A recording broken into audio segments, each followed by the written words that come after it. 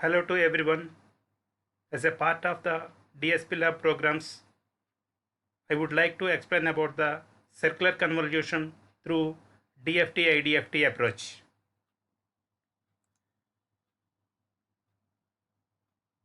In this program, CLC, clear all are the basic commands which are utilized for the clears the command window. So X equals to input, enter the first sequence.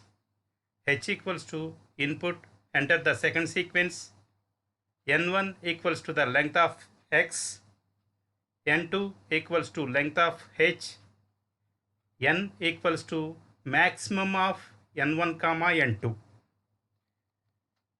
If N is greater than N1, then X equals to X zeros of 1 comma N minus N1.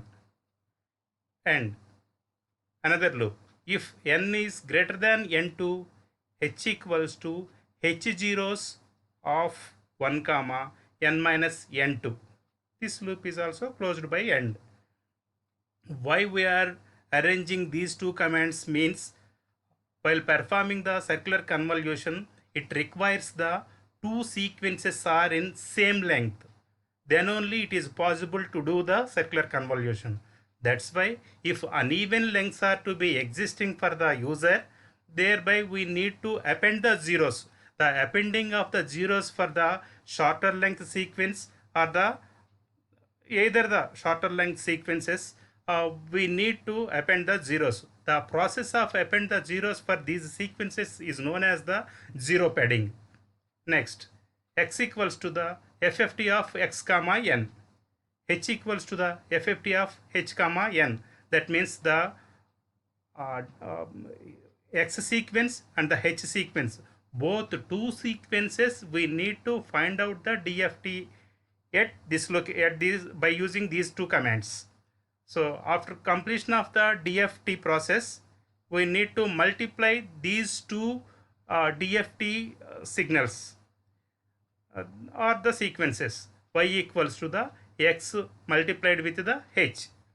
So y equals to the IFFT of y comma n. That means the obtained multiplied x and the h factors can be inverse, applying the inverse Fourier transform, then we'll get the small y. Next, disp of first sequence x of n, disp of x, that means disp means the display, disp second sequence h of n, disp of h, disp of convolved sequence y of n, disp of y. Next, subplot 3 comma 1 comma 1, stem of x, that is the first sequence. Title of the first sequence is this one, y label signal and x label on time. Next, similarly, subplot 3 comma 1 comma 2, stem of h, this belongs to the second sequence, y label signal, x label time.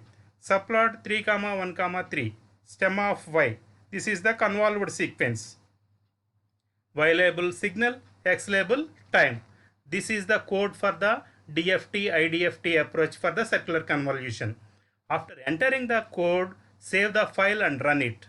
Then the command window is ready to accept the first input sequence x of n equals to, after entering the first sequence, square braces, then press enter. Then enter the second sequence in square braces, then press enter again. It displays the output and open the figure window. Observe the graphical representation of the input and output sequences. Thank you. Right. Let us open the MATLAB new script. In the new script, already we explained program can be pasted here. Okay. Then save and run this file. Save as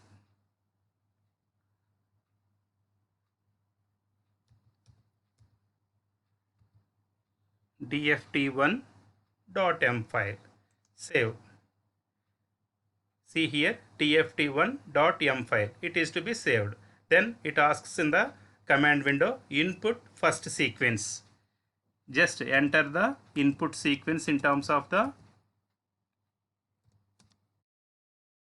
your own with in the square braces. Next press enter.